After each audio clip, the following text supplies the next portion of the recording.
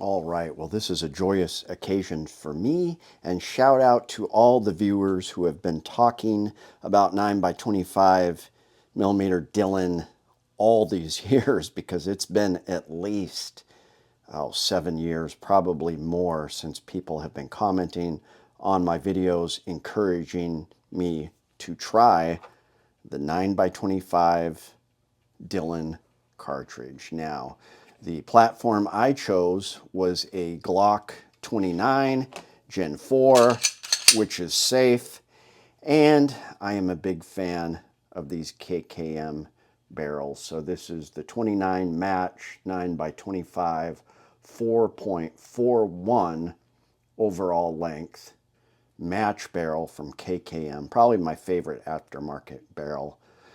But I'm getting more barrel than a stock Glock 20 out of this 29, and better ballistics just because of the chamber support and the lockup. But stainless barrel, you can have it with whatever. There's a couple different options for the finish, but you have to get their Gen 4 version, because this is a Gen 4 Glock 29. So it has been cut. I'm not a big fan of this window. It does look nice, but I used to be big into Gucci Glocks, but now I like, less windows and just a slide cut, maybe some serrations. Really like this Hollow Sun. It's not the EPS, but very similar. And the sights and everything. I know initially I had said this was a Zev trigger. That's what my buddy told me. But this is an Overwatch precision trigger. And man, flat face trigger for a Glock trigger. That is really nice. So the 9x25 Dillon is so interesting. First of all, it's a bottleneck cartridge, which means it's going to be more reliable in a semi-auto and feed better than your typical round. As you can see, it's bottlenecked like a rifle round. Really interesting story. It comes from an employee of Dillon Precision in Arizona in the late 80s. I think it was 87, named Randy Shelley. Some reports state that Eric Harvey helped him. I think it was mostly Randy, but some reports say Randy and Eric.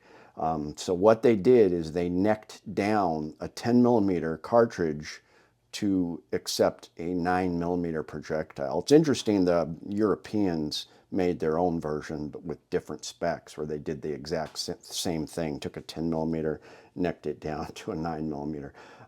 Originally, so they wanted to get slow burning powder into the case to drive the 9mm to velocity needed for quality control for the IPSC major power factor of 175. So that was when the IPSC was still around for competition, and they wanted to do that. It gave enough power to the compensator to make the pistol dip rather than rise.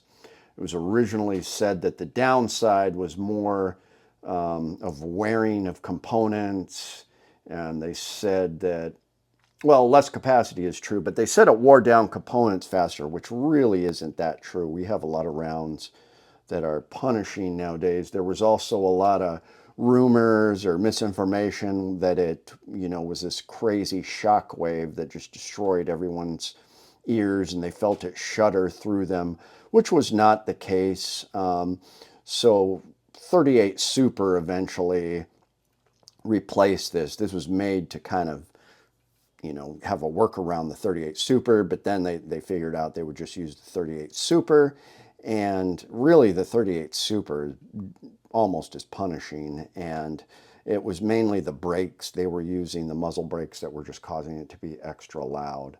So there was also a myth that it caused all this shoulder damage and tendonitis, injuries from this massive concussive blast, which really was not true. Now, the reason why people believe those myths is the power of this little guy is amazing. It just blows me away. If you look at this, 124 grain XTP, jacketed hollow point, going 1,700 feet per second. So what, even out of a hot 9mm, you're getting like 500 feet per second more.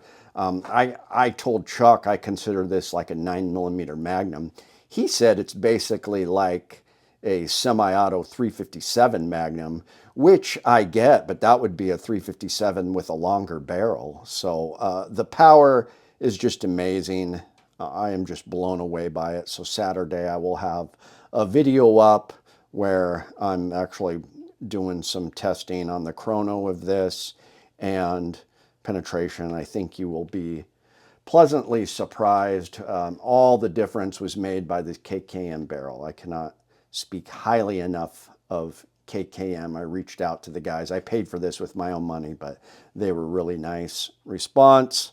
So match barrel, and this is great for both the woods because this will, with that kind of power, you're going to do so much hydrostatic shock damage to even a large bear, and your capacity is going to be decent.